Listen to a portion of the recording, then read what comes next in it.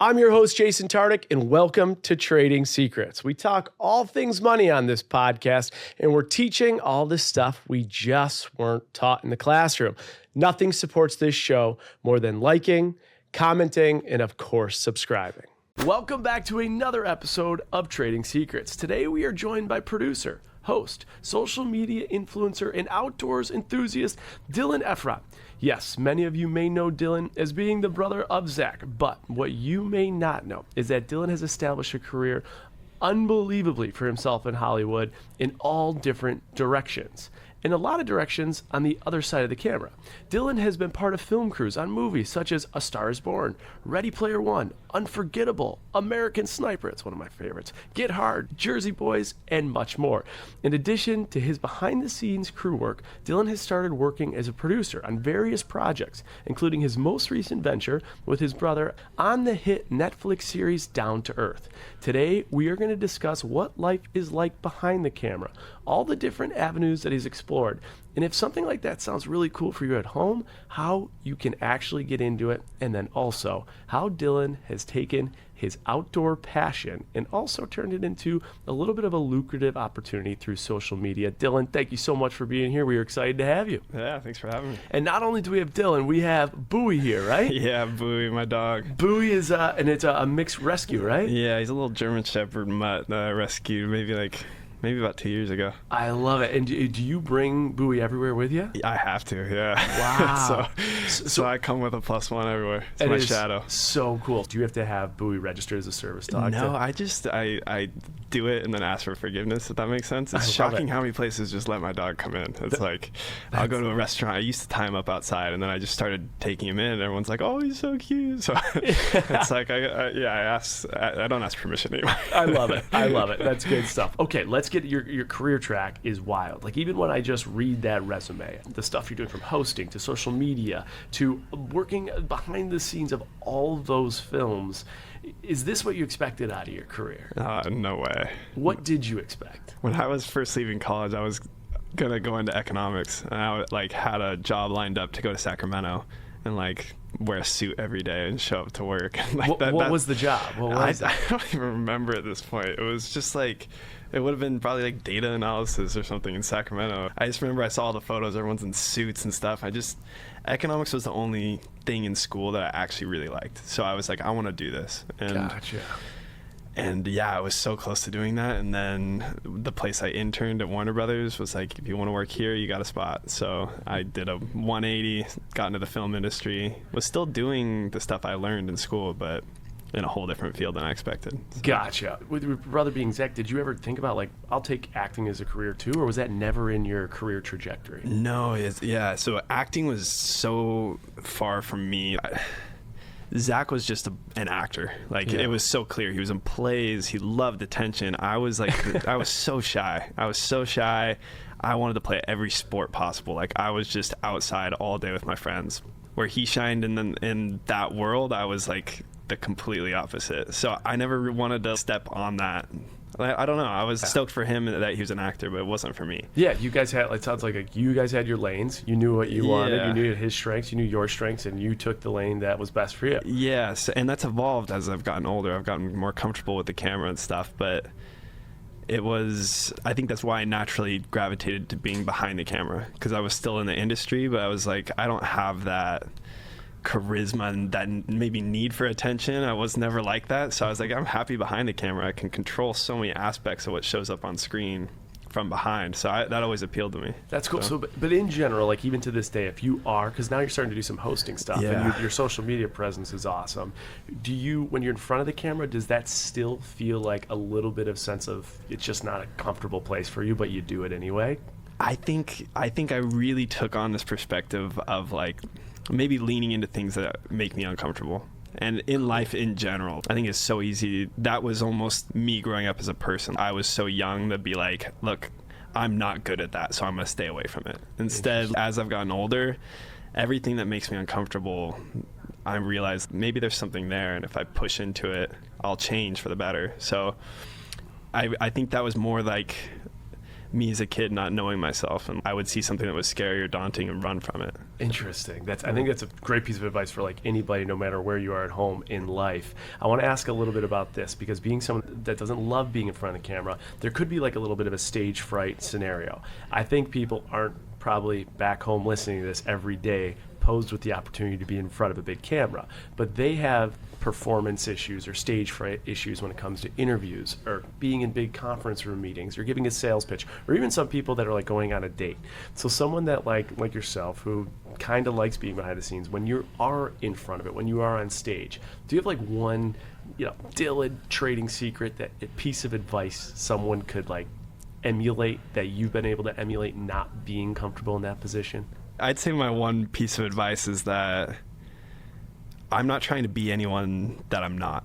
So yeah. I think you see people who are so naturally talented. Like my brother, he's on screen, he's just thriving. So it's easy to want to emulate his big presence and all that stuff, when really that's not who I am, and that's not who I'm trying to be. So I think always just tying it back to like, be happy with who you are, and that if you're genuine, people might be interested. And so whenever I get nervous that I'm like, maybe I'm not qualified to talk here, it's not my job to be qualified. I'm myself. So when I get up there, I'm just like, I'm not being anyone but myself. If I stutter, if I say something stupid, that's who I am. That's who you are. Take it or leave it. And especially in a world, especially with social media and everything, I think so many people, they see the other post, they see what's working for someone else, so they're like, I'm just going to emulate it. And when you're emulating it, you can't be the best version of you. And what's funny is now more than ever, you're seeing the people that like are maybe nervous on camera, or they do stutter over their words or whatever. Mm-hmm. And that is becoming more relatable, and that relatability is creating vulnerability, and then they're actually performing better than the people that are trying to do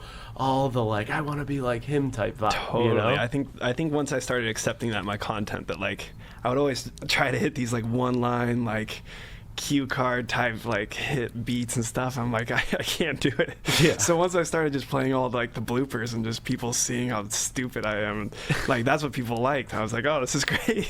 I love it. I love that honesty. Okay, let's talk about working behind the camera. Some of these movies are just huge, right? Like A Star Is Born. I'm instantly thinking Lady Gaga, Ready Player Born, Unforgettable, Chips. I mentioned The Accountant, American Sniper.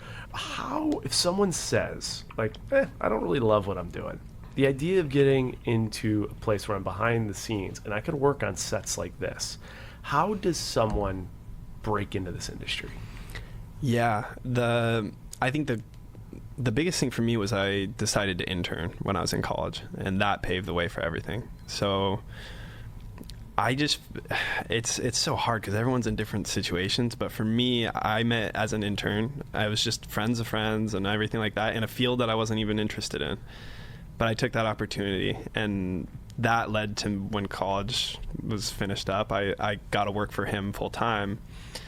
And I think it could be any industry, but like finding someone that cares about you. Like I really looked at my boss, like he'll laugh if he hears this, but like I called him dad a few times. Like it was like that kind of relationship. Like I would hang up the phone and say like, oh, thanks dad. I might have even said love you a few times. like I really looked at him as my dad, and I really wanted to like please him. I wanted to do my best for him. So I think he took me under his wing, and that was really what happened. I could have just been working this 9 to 5 in a desk job locked away doing all his grunt work, but instead my boss Ravi, he just wanted to show me everything. He wanted me to be there for everything. He wanted me to be in Video Village when they're giving notes. He was asking me for notes, and it was just that ability to be so inclusive at such a young age.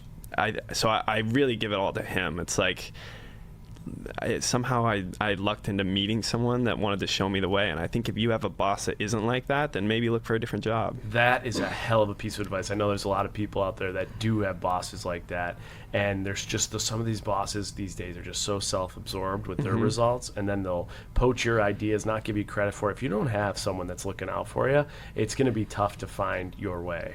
One thing I want to talk about finding your way, economics major. I've been on some of these sets, and you see the complication between the audio and the cameras and the moving. It seems so wildly technical. And I was surprised that your degree wasn't in film. We talked a little bit about before. I just had a clarification. How much education does someone need on like the audio or the camera work before they could ever be qualified for a job like this without studying it at school?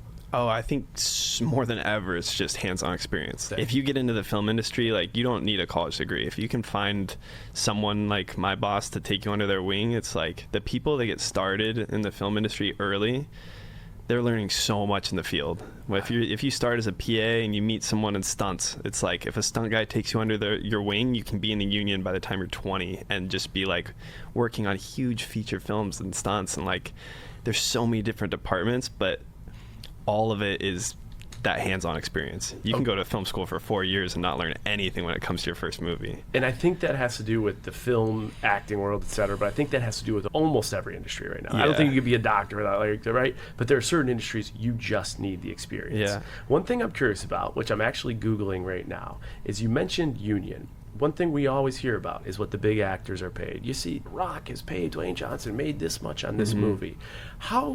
What's like earning potential for the people behind the scenes? And you mentioned union. Like, how does that exactly work for people who have no idea about the industry? Yeah, there's a lot of unions that protect these workers, and there's a lot of money behind the camera. Are there yeah, really? There's a lot. You can make really good money in transpo. Like, there's so many different units of these films, and it's a movie takes 3 months to film, so it's like you're making a really good rate. There's so many cool jobs. Like, this was like part of my job. I would look at everybody's rates because I would have to sign all these deal memos and stuff. So I'm looking at what the boom op makes, and it was like they're making, I don't know, at the time it was like $70 an hour or something like that. To operate the boom. Yeah, to operate the boom. And I'm like, dude, isn't this the coolest job ever? Like, you just get yoked holding this thing. You're like in the scene with the people, like The Rock or whatever. They're right here, and you're just putting this thing. Like, wow. I was like, that's the coolest job ever. but there's a lot of money behind the camera, especially once you get to those big movies. So and the more technical, I assume, the more you're going to get paid. Totally. Within you said you have this like list of all these different roles. Which are like the most technical, and which are getting paid the most behind the camera? Oh, the DP makes a ton of money. And most people are going to hear that, and they're going to hear DP. So explain. Director of photography. There you go. go. So they make a lot of money justly because they're like so important. Most directors have a great vision, but they can't execute what the actual look is, and that's where the DP is just controlling the film. Gotcha. So they make a lot of money. I love it. So you talked a little bit about like the DP, the photography, and how much did you say like DP would make around? Like, if you had to guess. I've seen them make like $25K a week. $25K a week? Like, you can make a lot of money. And DP, you're just doing photography behind the scenes. Not photography. Like, you're the main person controlling the look of the film. So you might not be operating the A cam, but you have your team under you, the A cam, B cam, C cam, whatever it is, and you're controlling everything. You're setting up the shots. You're doing like, all right, we need a tight, we need a wide, we need a cool like one shot. Like, they're really creating this movie with the director. Got it. So I mean, it's an important job. That's how little I know about this industry. Yeah. I'm like, oh, what are they taking for photos? So these are all unionized jobs. So really, every department makes a lot. Like, I work stunts still. Like, I'll do it in the background sometimes, and I'll hop on a film, and it's just like I can make $1,000 in a day. It's like interesting. They all have unions, and they all have like, they value your time, and so it's nice. Yeah, there's a lot of money in it. Okay, I'm being the voice for you here because I just don't know a lot about the industry. You say I work in stunts. What does that mean exactly? I don't do it full time, but I'll like, if there's a movie happening, and like a stunt coordinator is one of my good friends. So if there's a show happening, they film in like Manhattan Beach Studios, and I'll hop in and work a week of stunts a day. So like last year I probably worked like 25. Okay, this is the way my little finance brain is breaking this down. You're working stunts, but I always thought we talked a little bit about you being behind the camera. You're not like a stunt actor, are you? This time I actually had a talking, like, my boss kind of threw me into the fire. He's just like, come in shaved or something like that. I was, all right. And he's like, you're talking today. And I just laughed. And I was like, he's like, no, you're like, you have a line. And I had to say some stupid line, but it's like, it was great because you're just like a hired worker. It's not like I was paid to act or whatever. I just showed up, did my best. And did you have to do like a stunt? I'm imagining like you get like thrown off a bridge. Yeah. Like, did you have to do anything like that? So I'm not that good at stunts. Like, some of the people that I work with are so good. Like, I normally am like the guy who like pulls a gun and just gets blown up. So, or like running down the hall and I die. Like, so most of the times I just end up dying about 50 times a day. One line, you die for $1,000 a day. Not terrible. It's really fun, and I think the best parts of stunts are like the people, I don't know, you find your community. Like every single person I've worked with in stunts is like same as me. So like they just love nature. They're out on their bikes every weekend. They're like, so when I go there, I'm just meeting friends left and right. So I do it mostly just because I like that community. They're fun. That's really cool. The people that are like the Tom Bradys or the Michael Jordans of the stunt world, like the best of the best. What are like? How much do they get paid per day when they do a set or shoot? I think when you're really good at stunts, the pathway is that you become like a stunt coordinator. So, because stunts, you get beat up, so you don't want to do it your whole life, really. Some people do, but a lot of the best ones will then turn on to stunt coordinating. So they're actually coordinating all the stunts. They know what looks good. They can hire their people underneath them. And then if they're really good at stunt coordinating, they can get into like second unit directing or directing. Okay. So there are lifelong stunt guys, but if you're 60, it's a dangerous job to be doing. So I think everybody tries to move out of it and turn into a stunt coordinator or something like that. And do stunt coordinators get paid similar to DPs? Not as much. No, but you can still you can make a lot of money in that. Make a good living doing that. Yeah, think of that like I'm a day player stunt and I'm making $1,000 a day. Like if you're working on a film full time at a higher capacity, I don't know how much it would be, but you could live comfortable. Blah, blah, blah, blah. Actually, we're gonna keep it in. We already said you gotta own it. All right, keep it in. All right. What about behind the scenes? What are some of the things you've done from like I know all the different moving parts of what's happening behind the scenes. What was your role in some of these movies behind the scenes? Most of those were from like feels like a different life at this point, but all those big feature films I was really kind of a production coordinator is what my actual title was, but I was really a producer's assistant too. Like I was just my producer's right-hand man, and most of my work would come before the film is released. So I would make like the preliminary schedules, the preliminary budgets. I'd work with the budgeting team. I would hire key crew with my boss. So it was like I was doing all their contracts and negotiating with the agents. So we were really assembling the movie before it actually shoots. So then once the project would start shooting, my boss would go on as a producer and I would just be there with him, and we would still be tracking the money, making sure we're on budget, making sure the schedule's going according to plan. Like it was kind of that role, if that makes sense. Okay, gotcha. And I know you said this seems like a little bit of a lifetime ago, because there's the other things we're going to transition to for sure. But with some of these movies, there are some like really big actors in them. At any point, are you working and hustling, and you're looking like, oh my God, that's Lady Gaga? Or and is the crew like that, or is everyone trained to just be like, we're all people here, just do your job? Yeah, I think people are. We'll let them be for sure. Like they're not trying to get autographs if they're working on a movie. So people are pretty good at controlling their stardom. But yeah, it would happen for sure. Like, sometimes it's like a small side character. Like I was working on A Star Is Born, all of a sudden Dave Chappelle showed up, and like that's so cool. So he's just like outside smoking cigarettes, and we're all like in the same thing outside crafting. I'm just like asking him questions. It was like, so little things like that are pretty cool. But that's cool. I was going to ask you so other than the Dave Chappelle, which is a great story, do you have like a funny story about an interaction of working on a show with someone that is like memorable to you? Yeah, so Bradley Cooper I really liked on A Star Is Born. What I liked most about him is he really valued everyone's input. If we were in a room right now, he would literally look at you and say, like, what do you think about this scene? And you'd say what you think. Go to the next person, like look you in the eye, and he would get everybody's advice, which I thought was so interesting. Smart. And he's just taking in everyone's thoughts. Sometimes he'd look at me and I'd be like, oh God, like what do I say here? But I think it was cool that he valued everyone's opinions. He knew it was a group effort to make this movie. That's brilliant. The people that are the best at what they do know how to take feedback, and I think know how to filter what's good feedback and what's not. And that's really, really cool to hear. And then Dax Shepard was super memorable because he would always just give me shit. He's a funny guy. He's like, so I don't know. I'd always just have my head down minding my business. The next thing I'm like the butt of a joke, but it was always like kind sure. and stuff like that. He's just got like a really funny sense of humor. Yeah. And like So working with him was always just fun. A lot of laughs and stuff like that. That is really cool. Great stories. Hawk, I'm going to ask Dylan about some of the scripts he's written. Do you have any questions behind the scenes? I do have a question. Everybody, this is Hawk, Kurt the Hawk Jameson, a best friend. Let's go. So Dylan, I do have a question for you. So you mentioned all the different parts of the industry you've been involved in. You talked about starting as an intern and how important it is to find mentors and people taking you under your wing.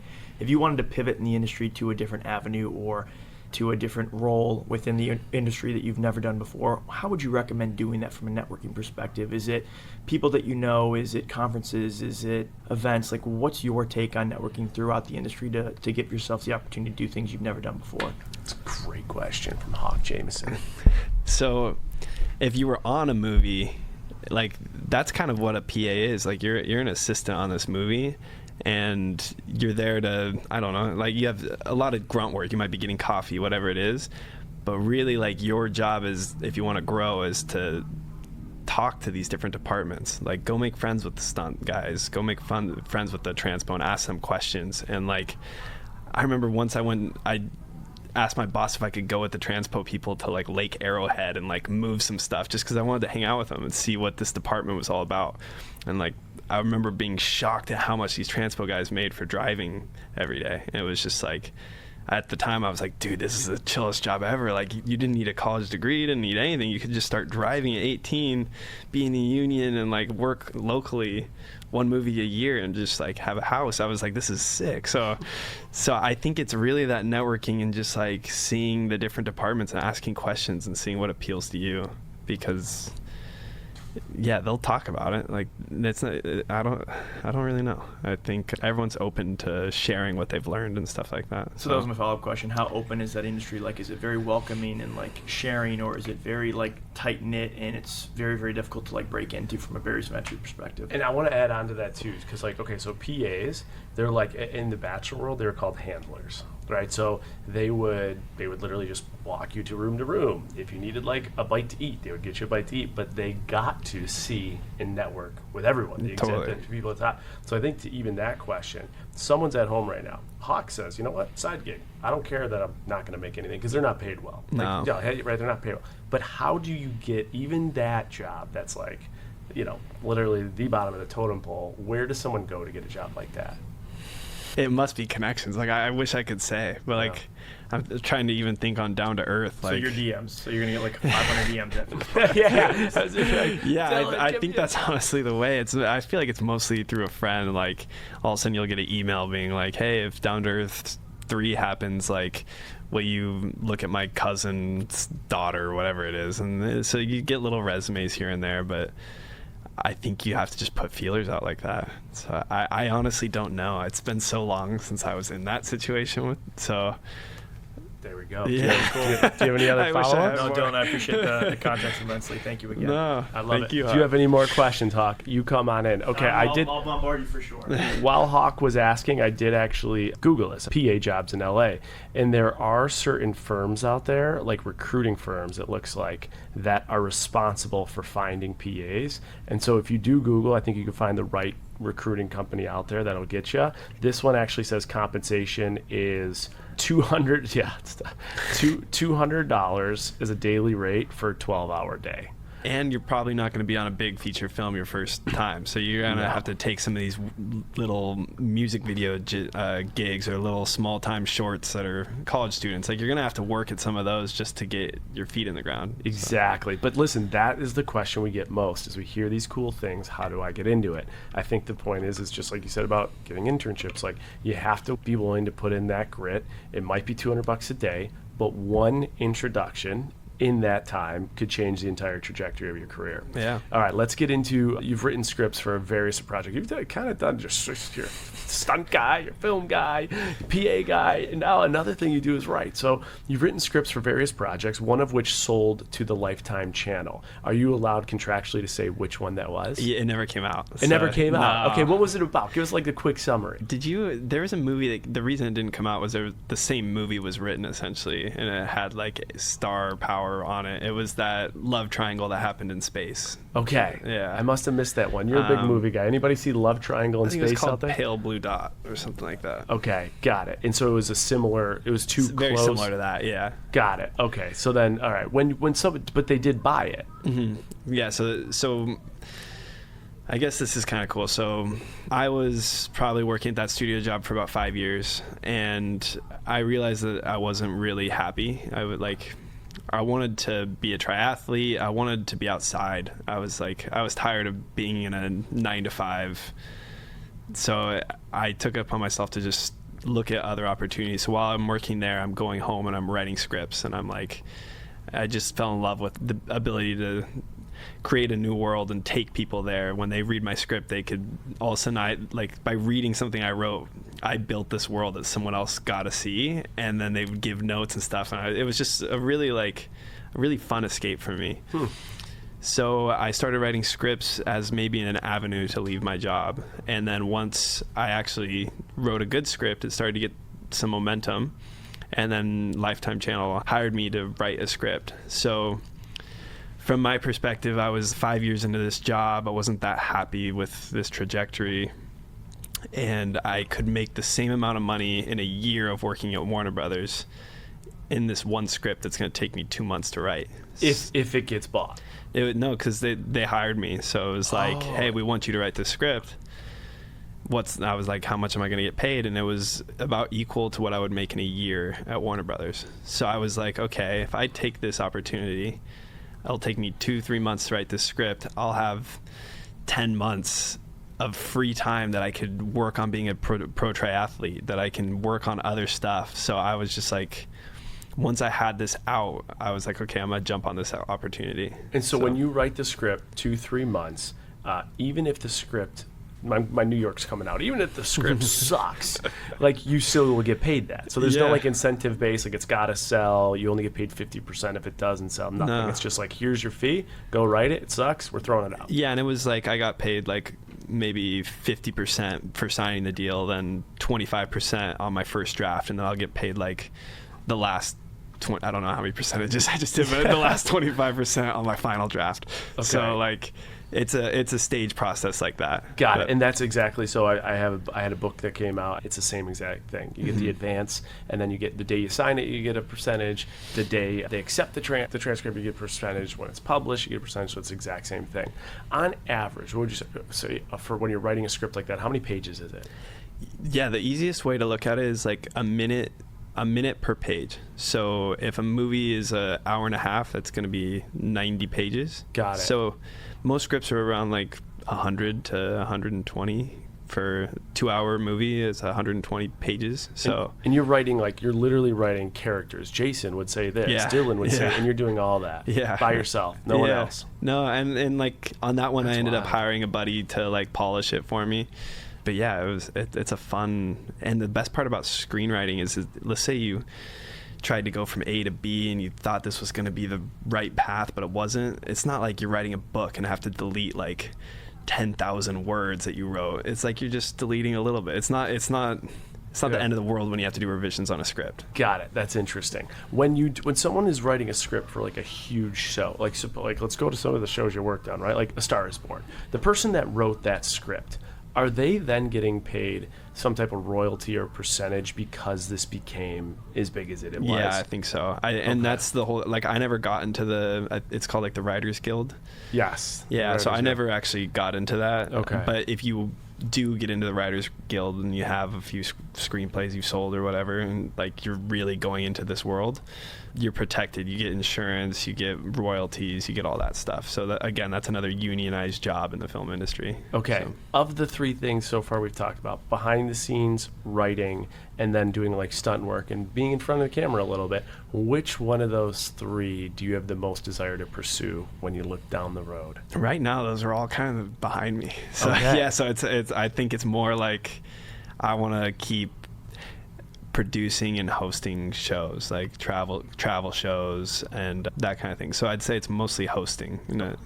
Okay, Yeah. so mostly hosting, but the next move of yours was in producing, right? And that's where Down to Earth came in? Yeah. Okay, Yep. because tell everyone a little bit about Down to Earth and how your production role came into process. Real quick, I did want to say, like, probably the one thing I kind of glossed over it, but I would say the biggest thing that I did that was cool in all of this was taking the initiative to write behind the scenes when I was working a 9-to-5. Like, I didn't want to just quit my job and then have 3 months to write something and try to sell it. Like, I really waited until I was writing and grinding in the background, trying to get some other opportunity. And then once that opportunity came, I left. But I think that was a really important moment for me because I was on this trajectory of a 9-to-5 the rest of my life. I was making like $70K a year. And that moment when I left, I still look at as one of the biggest decisions of my life because it was just this studio safe living life that could have been 40 all of a sudden when I blinked. And then I still to this day look at that 70K as like my benchmarker. It's like right now I left that life of studio 9-to-5 life, that comfortable life that I would be making 70K. As long as I can make 70K in what I do now, it's worth it because it's like I love my life. I love how much I get to enjoy this like this functional travel life that I've created. And if I can make 70K, I'm stoked. So it's like I think that moment was just such a big moment for me, and it only happened because I had the desire to like find an out. So writing was that out for me, I guess. And when you're finding that out, because I think a lot of people listening to this are stuck in a 9-to-5. Mm-hmm. They don't know how to find the out. How did you identify what the out was? How did you know it? Like, when did you say it's going to be writing, and writing is not a hobby, or writing is a hobby, but writing could be a profession too? Like, how'd you identify that? Yeah, gosh. It's interesting because I think I always wanted to. It's so many lessons that I've learned that I am remembering now that I've learned. But it's like I think it was really important to me to have a title to who I am, if that makes sense. So like I wanted to be a producer, and then that was what it was going to be who I am. Like that defines me. So I was always looking for that. I wanted to be a producer. I'm like, oh, well, maybe I want to be a writer. I was like, a writer would be awesome because then I can work wherever I want. And then I wanted to be a triathlete. And I think I really wanted I was trying to put a hat on myself to like box me in, and like, I thought that would define who I am.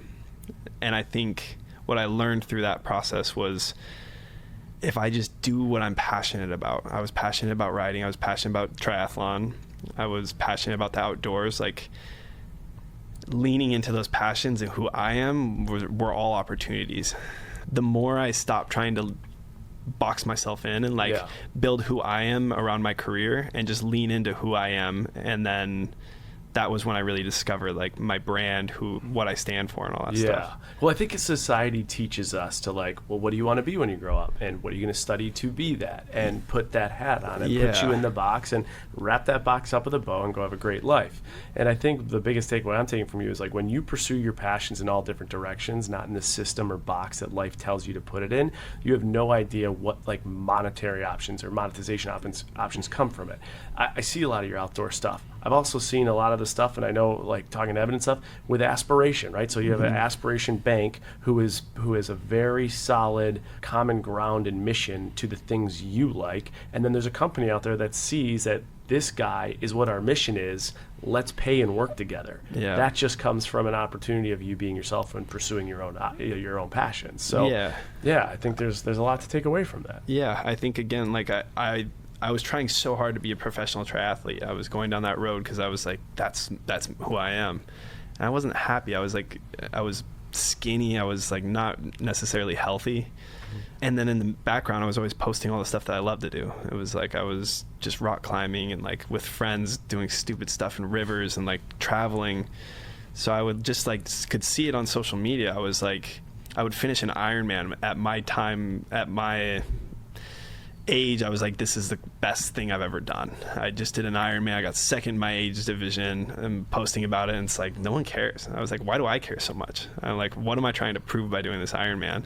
And then it's like a photo of me in Nepal all of a sudden is doing twice as good, and I'm like, people like what is authentic to me? Like, why am I trying to force myself into being a writer, force myself into being a triathlete when I can just be myself, and there's going to be opportunities that way? So you noticed that the things that you were doing and posting because you felt like people would be impressed or like it, that wasn't resonating with people as much as posting the things you truly just love. Yeah, because I was trying to prove myself. I think I was so desperately like trying to prove I was good enough. Like I wanted to be a pro in something. I wanted to feel qualified to do this, when really, like, once I stopped chasing that and looked at what am I actually passionate about. I'm passionate about the environment, about living outside and like enjoying your life and stuff. Once I really started learning new things, that's one of the biggest things I preach, is like not being afraid of trying new things. And like I think once I started like leaning into that instead of trying to fit myself in the box, that's when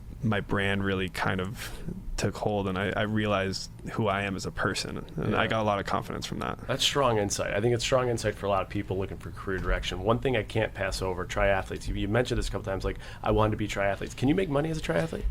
That's one of the reasons I stopped. Was like, aren't you usually paying more money than getting paid? And so the better I got at triathlon, the worse I got at everything else. Like my rock climbing was at an all-time low. Got really good at swimming, biking, and running.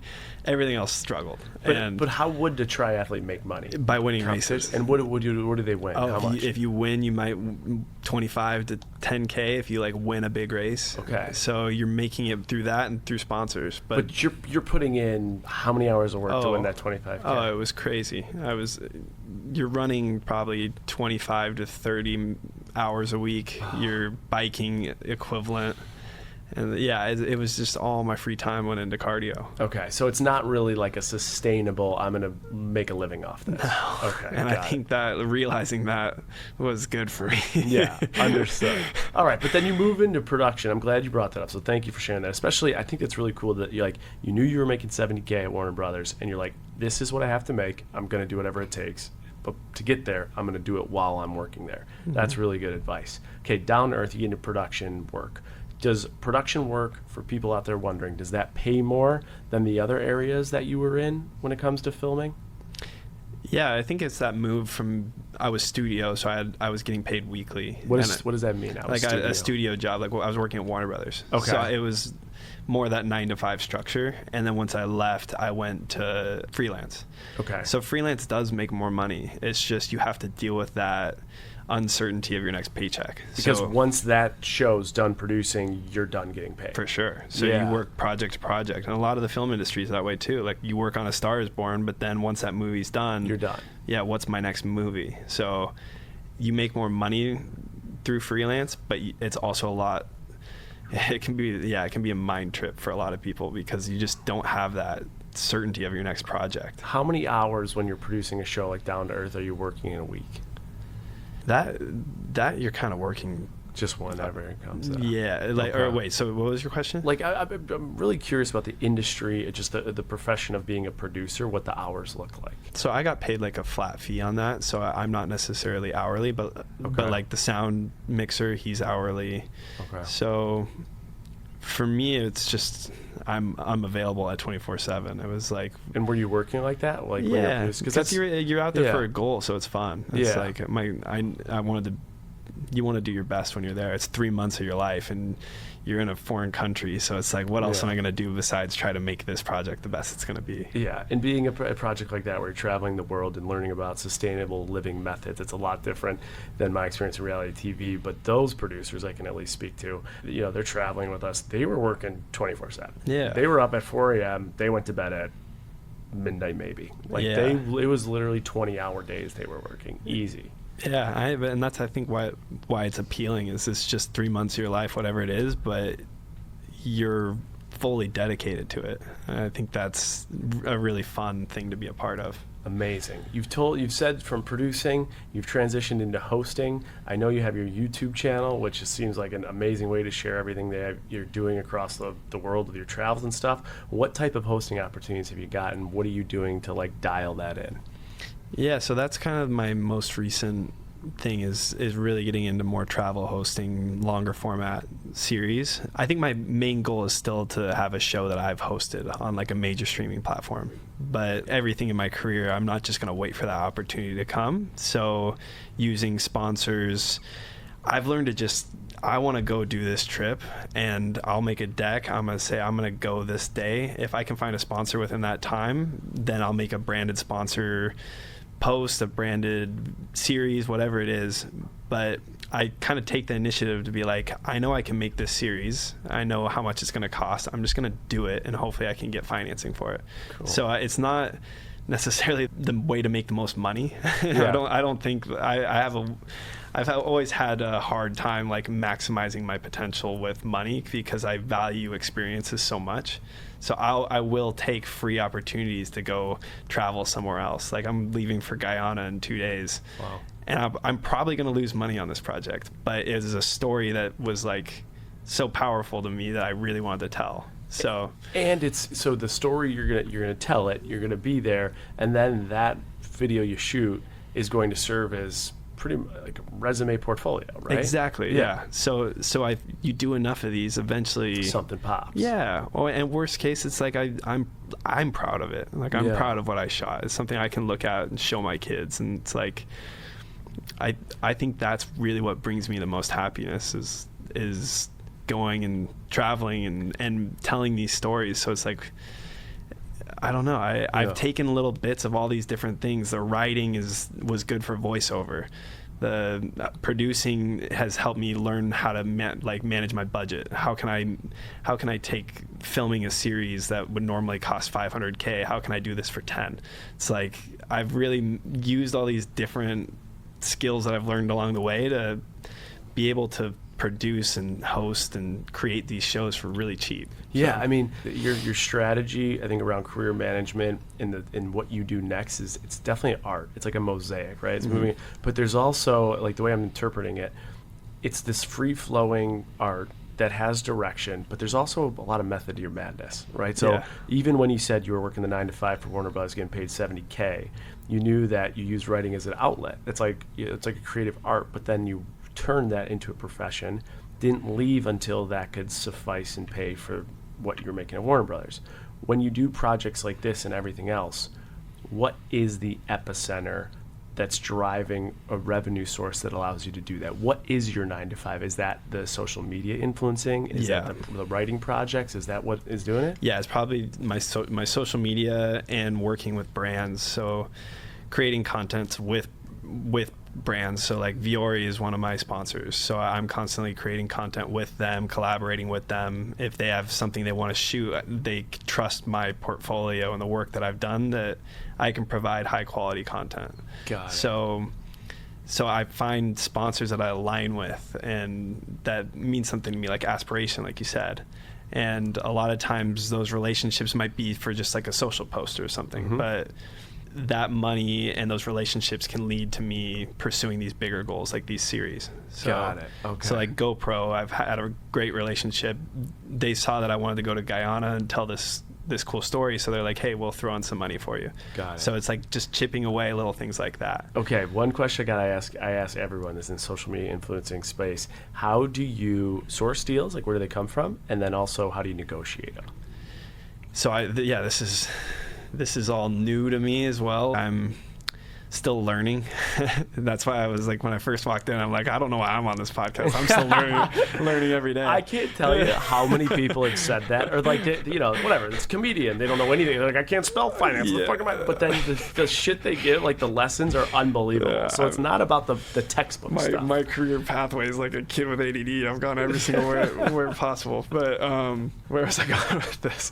Just like, how do they negotiate social media? Where do they come from? Where are your so one of the biggest things I'm 30. I'm like, feel like maybe this is when I finally learned it. Is I kind of told you already that I had really small goals. It was like $70K a year. That if I can live a life with these experiences that I love for $70K, I'm happy. So that was a great goal in my 20s, and like I achieved that. But now I also need to start thinking bigger, and I need to like value. So like a lot of these projects, like my mentality has been like, if I create this trip, if I create this experience, brands will want that, because like I know the quality of content I create. I know like that it's a good message about sustainability, whatever it is. Like I know that if I go and chase something that means a lot to me, that it'll mean a lot to someone else, and we can work together. I think now more than ever, I've realized I can't do those type of shows all the time. Like I can't go to Guyana and lose money on it all the time. I can maybe do it once or twice a year. I've got to be a little smarter about how much, even though I know I can do these things for cheap and I've got a system down, like I've got to know my worth and maybe ask for a little bit more money to get these projects and these assets for these companies, whatever it is. And I've also got to really trust a team, because I only have so much bandwidth that I can achieve. Yep. And I have so many projects I want to do. And if I hold on to them so tightly and I try to negotiate every deal that I do, it's just not going to happen. Yeah. I get overwhelmed, and then this amazing show idea that I had is just sitting on a shelf. Yep. So I've learned probably this year more than ever to like hire a management team, trust people that they can, like if I have a cool project, like trust someone to make a deck, and that I'll pay them a little bit. But it's like I've got to have a team. People want me to succeed. Yeah. I think that was like I like that. That was a big realization for me. Is I think I've had, whether it's trust issues, whatever it is, like I always just thought it was all on me. I'm like, I have to make it myself, and a little bit of a control. Like I do the same thing. I find it's a little control thing. I'm like, I want to control. I don't know if I trust someone else to do it, but I know I could do it. Yeah. And sometimes you got to just let it go and just let people do it for you. Yeah, I don't know. I think I really just like, what I was thinking about was like, I've got Bowie here. Like when I ask people to watch Bowie when I'm traveling, it's like, that is so hard for me to do. Because in my head, it's like, I know the burden of a dog for 10 days. And what am I going to have to do to repay that person? Yeah. And it's like, no, that's not the right way to look at the world. Some people just want to help. And like that, someone might love the opportunity to watch Bowie for 10 days. Yeah. And I think that has transitioned into my career as well. As I've always just been like, man, I need to prove it to everyone that I can be a host, that I can have the chops for this.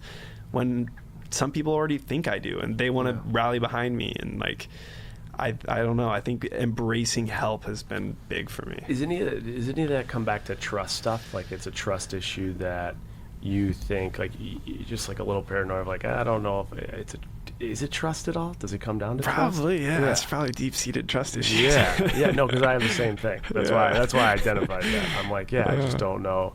And then I mean, there's a lot that goes with that. Guys, we're gonna get Dylan's trading secret. Before we do the viewers here, Evan, Hawk, have any last questions? Hawk's got one. Bring him in, Hawk. Round two. Hopefully I got an answer. Okay, Dylan, so you talked about stepping outside of your comfort zone, and that's how you grow. What's one thing that maybe you haven't shared today that is existing or manifesting in your conscious or your subconscious that would take you outside of your comfort zone that you want to pursue that you haven't yet done in your career? Yeah, that's actually really easy for me. So I think this year I like finally put it out there that I would like to act. And that's again from like that 16-year-old shy kid that was like, I'm never gonna act. It's come a long way just to like say the words I think it would be fun to act. And I've even acted in things. I've like acted in stunts. I've acted on brand sponsors or modeling gigs, whatever it is. And every time I've done it, I've loved it. But it's also just this like stepping stone. I don't know. It was hard to say that I think I would enjoy being an actor. I respect actors so much for what they do. And I never wanted to be like, oh, I can just do this to do it. Like I thought, I don't know. Maybe I just respected the industry. It's just like someone saying I want to be a professional basketball player. It's like, well, no, you probably can't do that.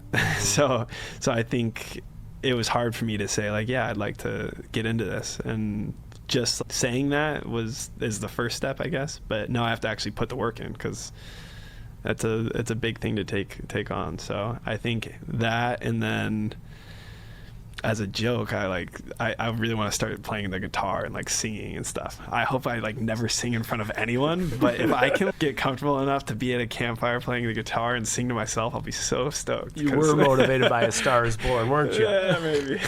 That's awesome. Appreciate you sharing. No, That's a good one. Is it? But we're gonna get your trading secret in a minute. I'm gonna give you a little heads up. Trading secret, someone they could only learn from you and your experiences. They can't learn in a textbook, a classroom, a professor, anything like that. They can only get it from you. So that's what we'll have to wrap with.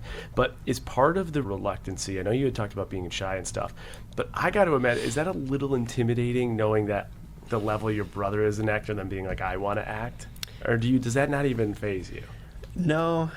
I mean, yeah, I think that like I respect him so much as an actor. And I've seen that like, I'm honest with myself, I don't think I could play a serial killer. Like, I don't think I can act like, I'm not going to be the best actor in the world.